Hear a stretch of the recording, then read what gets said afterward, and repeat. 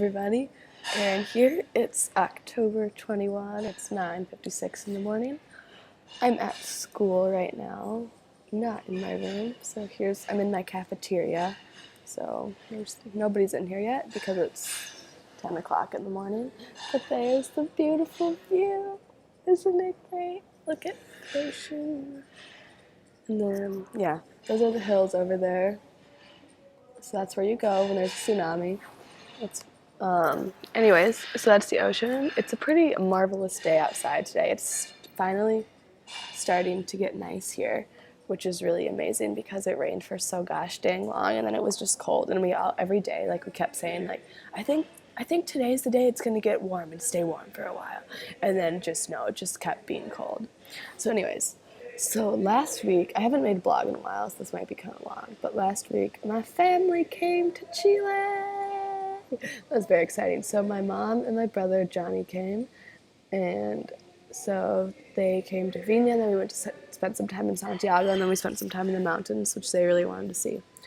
So it was kind of like a very last minute trip. And if you were participating in our trip, you would understand because just nothing we planned just ever turned out the way we wanted to. I think anything that could have gone wrong probably went wrong. So, first of all, I flawlessly made it to the airport in Santiago to pick them up, which I was very proud of myself because I have never done that before because you have to take a couple buses, and Santiago is a big city, and my Spanish is better than it was, but I'm not fluent. And so, but I made it. I picked him up. I was even early. I bought a muffin while I waited. So, and then I pick them up. It was like, yeah, great to see them. And so we hop on the bus, we take to the other bus, and we take the other bus. We're on the bus, and we're probably 10 minutes from Viña del Mar at this moment. We're in the hills on a bus. All of a sudden, we hear this, and we got a flat tire. And so everyone just kind of sits. We're like, okay, what do we do now? And so then everyone starts getting off. And so everybody exits, including us. We exit the bus, and we're standing on the side of the highway. We don't know what's going on because they didn't make any announcements or anything. And so, we're hoping, we're only 10 minutes from Viña at this point. We're not very far from the bus terminal. So we're hoping they're, sending another bus. So they, sent a couple other buses. We were probably on the side of the road for, 20, 25 minutes. It's a nice day. I was actually very hot. Very sunny, but we're literally on the side of a highway. There are cars, buses whipping around the corner, and we're sitting there with our suitcases hey, please don't run us over. And so that came. So a bus finally came, and we got to Viña, and then we were walking from the bus terminal in Viña to the hotel they were staying at, which is probably a 10-block walk.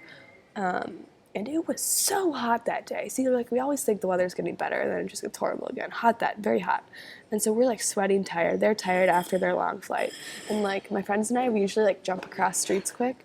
But I forgot that when you're really tired and you're carrying big suitcases, you probably shouldn't just think you're super agile and jump across the streets. And so we almost got run over by a crazy Chilean bus driver. But that happens quite often here. Not that people get run over, that we almost get run over. But we're getting better at it. Then we finally get to the hotel, very sweaty. They gave us water, which was super nice because it was so hot. And then we were going to go out for a restaurant for lunch.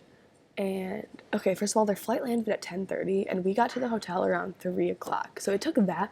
It's only about an hour and a half bus from Santiago to Viña. I'm not sure exactly why it took that long, but we got to the hotel at 3. So we're going out for lunch.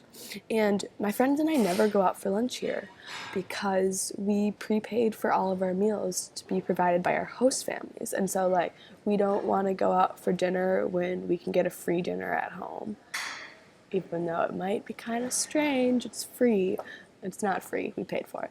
But anyways, so I don't know any good restaurants. My friends don't know restaurants. We don't know where to go. So we're walking around, tired, hungry, get us some food. And so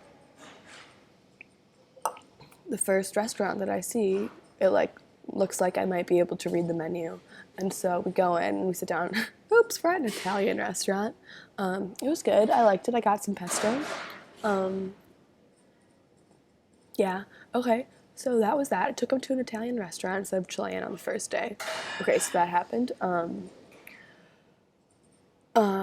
We did. Then moving on to the next series of unfortunate events. I had a nursing test the Wednesday that they were here, and so I was like, "You will be outside of your hotel at 9:10, so we can make the bus." Because I don't know if I've explained my like bus system here, but my school's up in a hill, and the public buses don't go here. So like my school is a private school, and they have like private huge coach buses that pick you up at like certain times. And if like you aren't at the bus stop when it comes, you will not be able to like get to school for another hour and a half, 2 hours. And so it's very important that you make the bus. And so like casually, like of course the family is running late, and so nearly missed the bus for my test, but it was a little stressful. And it was actually decided to start pouring rain Wednesday. And when it pours in Vienna, it like there's a monsoon. So like the streets are flooded. We call it like Rios and Calles, and like the streets are all just rivers. And like in order to like get somewhere, you have to like walk everywhere because it's literally like probably like 6 inches of water in the street that like you could walk through, but like you're gonna get very wet and then be cold and wet for the rest of the day. So that almost missed my nursing test, and it's pouring rain all day. Okay, so then ended up going to, for the next series of unfortunate events, we go to Santiago on Thursday. And the first place that we were going to go explore was this place called Cerro Santa Lucia. And it's like a hill that you can climb, and it's like an old fort. And so like there's cool buildings, and like it's like looks kind of like a castle, and you climb up to the top, and like it's a really cool view of Santiago. And so we climb up, we like took some pics, we're tourists, and then we're gonna go back to the hotel and like find somewhere to go for dinner. And so we're walking back, and all of a sudden like there's like trees everywhere, and like I felt like a branch hit my head. And so I was like, oh, like some leaves hit my head. And so I touch my head just about like this, and it's wet. And I take my hand out, and there is pigeon poop on my hand. A pigeon pooped on my head. It was disgusting. So a pigeon pooped on my head. It dribbled all the way down my sweater, somehow got like under the shirt I was wearing, under my cardigan, like on the shirt. It went all the way down my back, like splattered down. This is like green pigeon poop, splattered down my sweater, like, and all over my jeans. And it got on my mom's jacket and jeans and shirt also. Like, we don't know if it was an army of pigeons. Like, we didn't see them, but like, there was so much poop everywhere, and it smelled, and it was disgusting. And we just like were running back to the hotel because we were like, this is gross. People were laughing at us on the street. Apparently people say it's good luck. I told my host family, they're like, oh, you're lucky now. I was like, that was horrible, and it's not an experience I would wish upon anybody. So we got pooped on by pigeons. We sent our clothes to get washed at the hotel because it smelled so bad. It was all over my hair. Never in my life do I ever want to have to shampoo pigeon poop out of my hair. So we got pooped on. Okay, next day we're supposed to go to Cajon de Maipo, which is I went there with 3 of my friends like a month ago. I don't know if you saw that blog. It's like a town in the base of the Andes Mountains. And so we were supposed to go there and like do some hiking and then go to these hot springs, and it was going to be a beautiful day. So my mom emailed them that night to like confirm that they would pick us up at our hotel at like 8 the next day.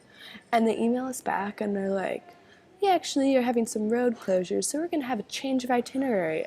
They're like, you can either do this or this, and most of the options included snowshoeing. And I don't know why we didn't want to snowshoe, but we would prefer not to snowshoe. We wanted to do like a nice hike in the hills or the mountains, just some nice views, like not particularly like go into a blizzard or anything. And so,